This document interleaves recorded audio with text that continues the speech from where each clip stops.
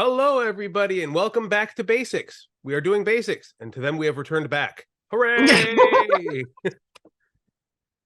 For those of you who don't know, this is our ongoing, eternal, and interminable Bible study series where we are working through the Bible one passage or half passage as necessary at a time, trying to figure out what the hell is going on with all of this crazy stuff in the Bible.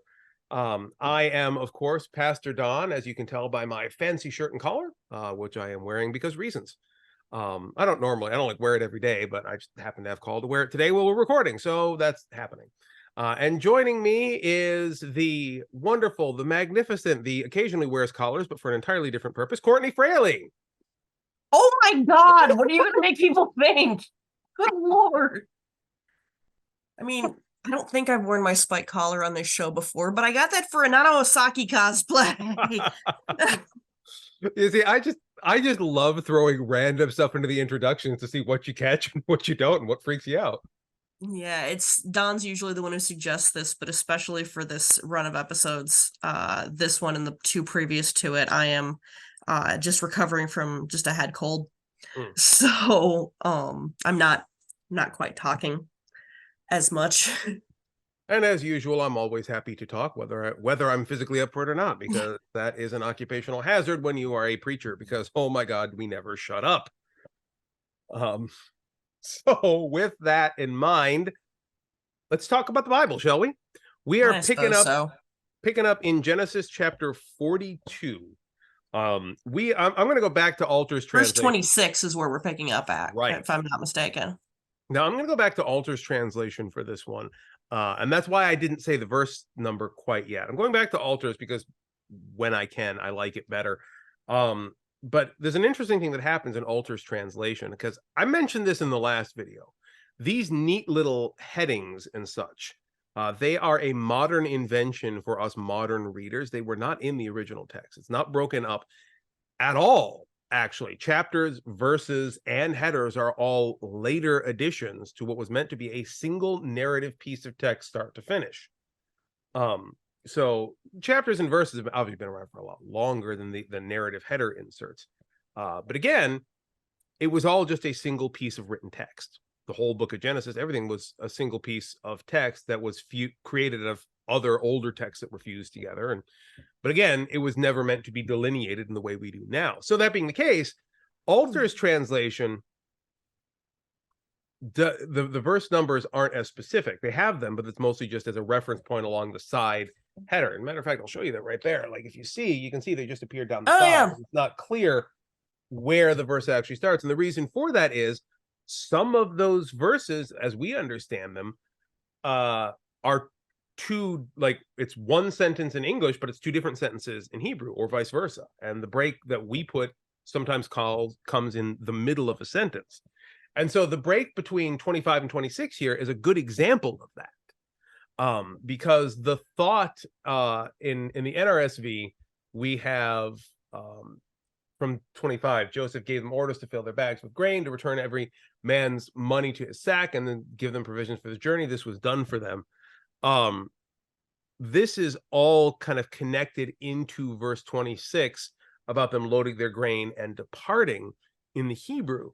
So there isn't really a break here. So Alter's translation stops with Simeon being bound before them, and that's where he kind of goes on to the next paragraph. So yeah, I'm going to start from after that thought, which is 25-ish in Alter's translation. I'm going to continue on to the end from there.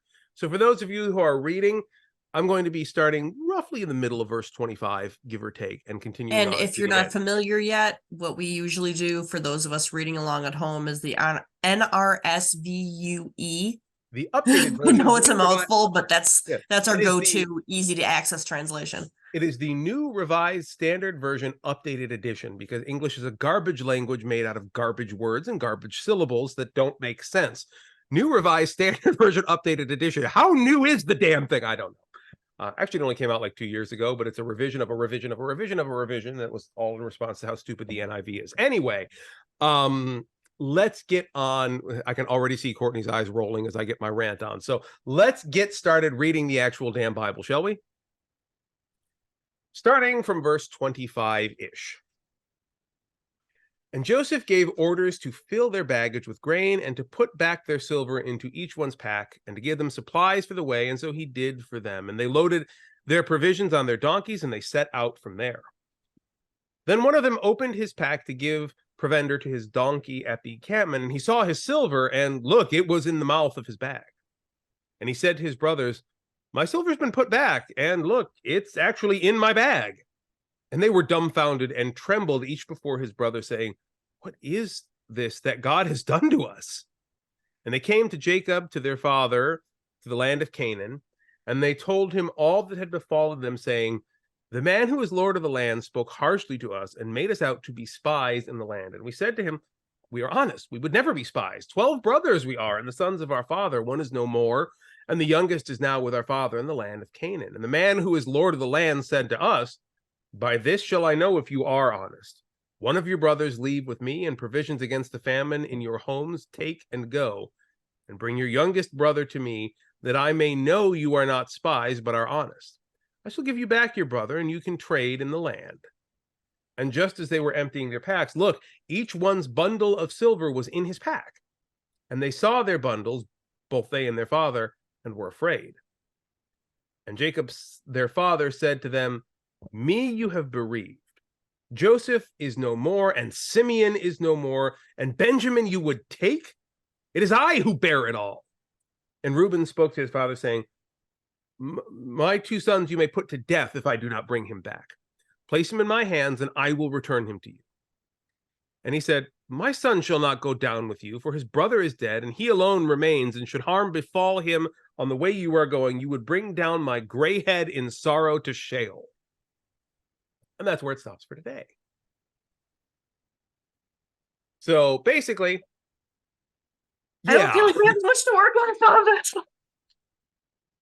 there's not as much here, but it's basically all the kids come back and say, "Look, this is what the guy and the man said, and we left Simeon there, so maybe send Benjamin back with him." And I love that they see their money and they don't even try and think of like a mundane reason for it being there.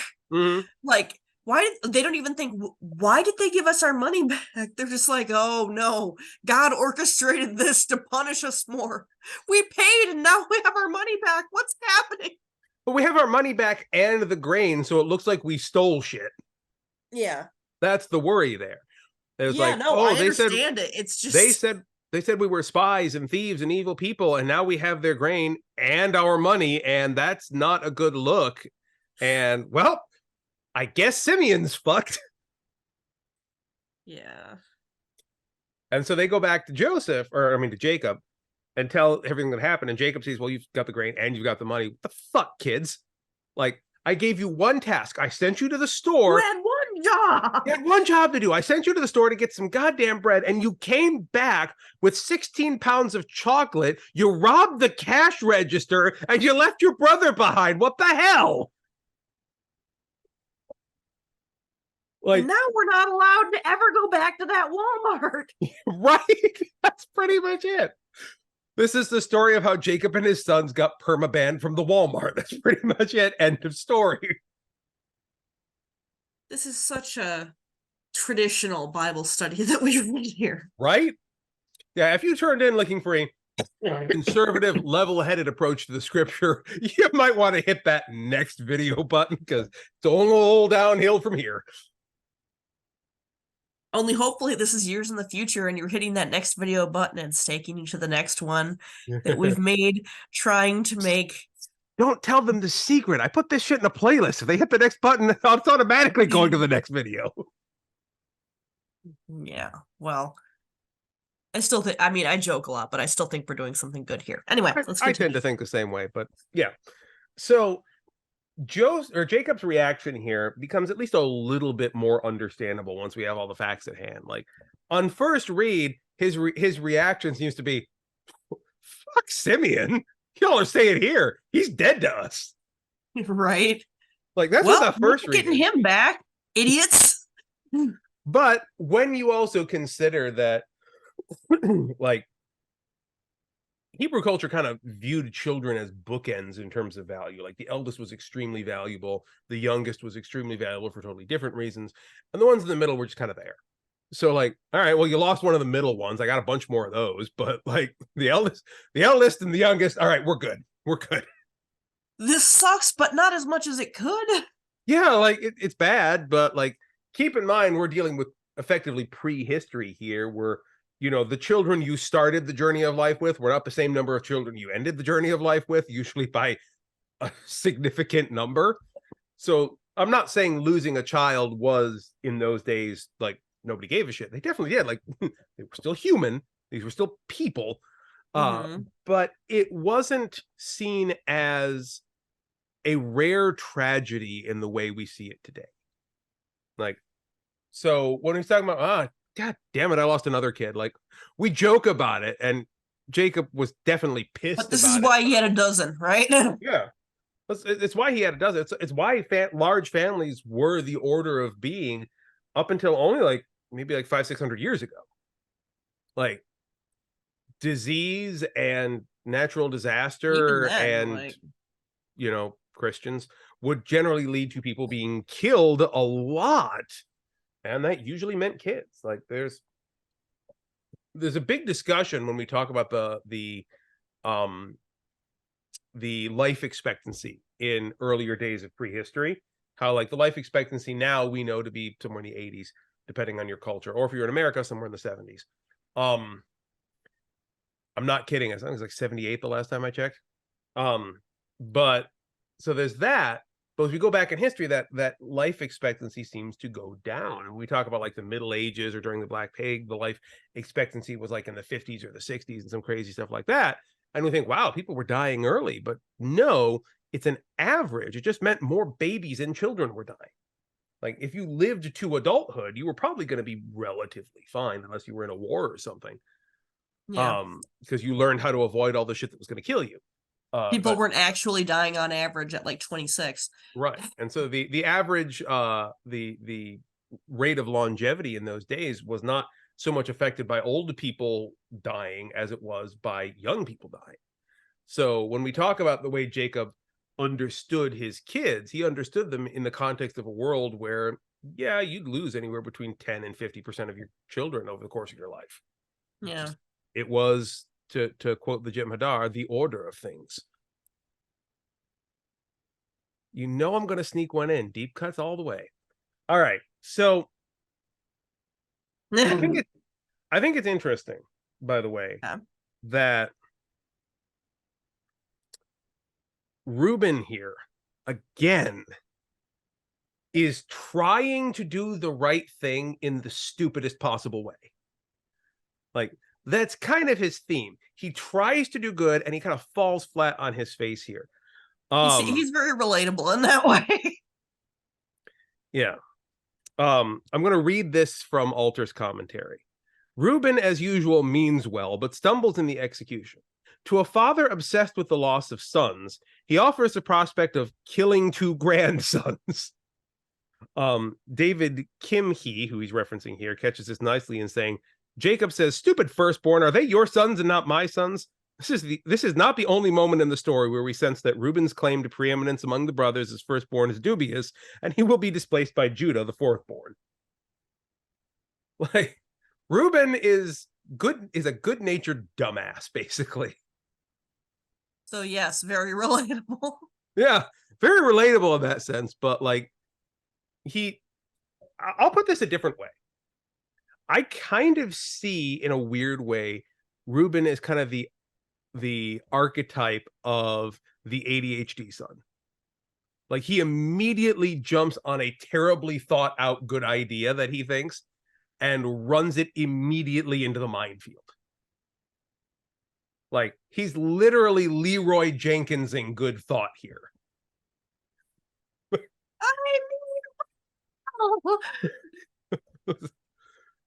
Like that's literally what Reuben is doing here. And like, I have children who may or may not have ADHD, and I may have it myself. I definitely do. I took medicine for it this morning. As does other people in my family as well. So I've seen what ADHD really and looks I am like. Gloriously unmedicated at the moment. That sucks. But we know what this looks like when it's unmedicated, and the impulsivity that relates to it. And when we talk about ADHD, we tend to think of it as people who just can't sit still or can't be distracted, but there is an impulsivity component to it in a lot of people that cause them to just kind of Tends charge. to be more prominent in people assigned male at birth. That's true. That is true. And we do see that, and we often tend to think of it in our modern stupid way as being somehow bad. Like when we talk about impulsivity, we think of it in terms of kind of impulsively buying 47 chocolate bars at the cash register, or going Amazon shopping. Today. What? You and the chocolate bars today. Oh yeah, what can I say? I like chocolate. It's been on my mind today. But like whatever it is, like we always see it in terms of like buying something you shouldn't, or taking some sort of negative action. But often what that impulsivity is still an expression of the person inside. So Reuben here is a fundamentally good kid, I think. And he's trying to do good things, but he's not stopping to think them through slightly, even a little bit. He's like, I will do the thing. You can kill my kids. Not really thinking that like his father's pissed about losing kids in the first place. So often a couple of grandkids isn't going to help. So like there is people often ask me, is there neurodivergent representation of the Bible? Like it's there, but like we never called it that. When the stories were written, we didn't know anything about psychology or psychiatry. So that's kind of how a lot of representation kind of ends up working in the Bible. Is it's like, do you see it? Mm-hmm. Then it's probably for you. God works in mysterious ways. These people, like, if you're reading a character and you're like, God, that's relatable. Mm-hmm. Might be because maybe it's supposed to be. Like, and we have this same conversation when we talk about LGBTQIA representation in the Bible. Like, we didn't have those terms 2,000 years ago, so you have to diagnose it yourself rather than look for them calling it out explicitly, because they didn't know to do that. Yeah. But if you know what you're looking for, it's there. And so, yeah, this was the tangent I did not expect to go on, but which I still think is important. Like, neurodivergent representation of the Bible, Reuben being a well-meaning dumbass is pretty much it, I guess. That's our start. Right. Crazy impulsivity. Anything else from this one that we want to tear into? There's a little bit here. Do you have something else you wanted to talk about?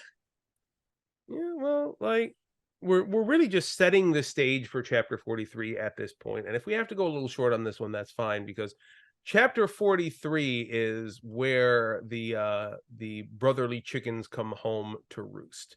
And that is brotherly chickens. Yes. The title of chapter 43 is The Brothers Come Again Bringing Benjamin. So they're going to finally do it. Like their father's going to at some point be okay with that. So spoiler alert. Spoiler alert for anybody who skipped Sunday school for fucking ever, but that is they are eventually going to go back, and they're going to bring Benjamin with, because they have to.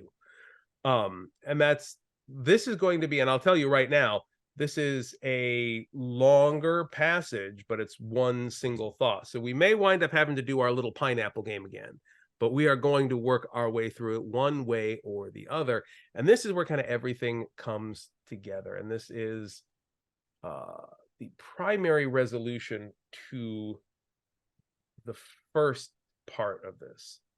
There's more. It still goes on for a while. And the revelation isn't for another 2 chapters yet. So there's time, and we're working on it. Joseph is a long ass story, y'all, and we're going to be fighting our way through this for a while. But this is like, we did Abraham. How long were we in Abraham? We were there for a long time. Yeah. So we got Abraham, we got Joseph, and then we're gonna hit Moses as well. Like all of these major figures take a chunk of time. And I actually don't know off the top of my head what comes after Joseph's revelation. The whole family comes to Egypt. We're good. You're rambling. Yeah, we got more for a while here. Like actually this is, I didn't think about it, but we are getting into the end of the Joseph story here, and this is what I thought, and I had to double check because I never remember how many chapters were in the damn book. This is the end of Genesis. Joseph's story leads us into Genesis chapter 50, and when we get to the end, we're into Exodus. Yeah, after Genesis chapter 50 is Exodus chapter 1. We'll have finally made it a couple of years in. It's like a year and a half, close to 2 years, and we'll have finally finished the first book of the Bible. We're almost there, y'all. Well, gosh, now I feel accomplished. Yeah, All right. right? I didn't realize we were so close. So is now the time that I should tell them? Tell them what? Tell them to like, share, and subscribe? Well, should we tell them to like, share, and subscribe? Is that something and comment doing? below. Yeah, yeah, you should definitely. Tell us whatever you think. Yeah, please do those things. That way, maybe we can get through Exodus 2 at some point. Because we're almost there. I'm so geeked. We're nearly there. Yeah, no, I'm super stoked now. Thank you for pointing that out. We got to get through all of this Joseph stuff first, though. And there's another 10 chapters of that. So, well, 8 chapters. It's interesting stuff, though. It is. It is. And it goes by pretty quickly. So I'm hoping you're having as much fun as we're having. And if you are having as much fun as we're having, come join us on Discord, because we're like this about the whole damn Bible, not just Genesis. So if you want to find out what's going on, come join the conversation. We are doing all sorts of crazy stuff. If you're watching the show and you're like, oh, the mouthy chick's okay, but that pastor, he has a lot of interesting ideas about shit in the Bible. Like, I'd like to ask him about join the Discord. Yeah. And if you're watching this and you're thinking, wow, that pastor's a bit of a pretentious asshole about the Bible and he swears constantly and I want nothing to do with him, but that mouthy chick, now that's someone I want to be friends with, join the Discord server. We're both there. Either way, it's good. And we hope we'll get to see you there. There's a bunch of other stuff going on. We got Bible studies every other week. We got worship on the first of the month, which I'm hoping as we get into the new year, we can get a little more worship going on too. By the way, this is a new thing we've been doing, and I have yet to mention it. We're also airing our partner church's Japanese worship service every other Sunday as well.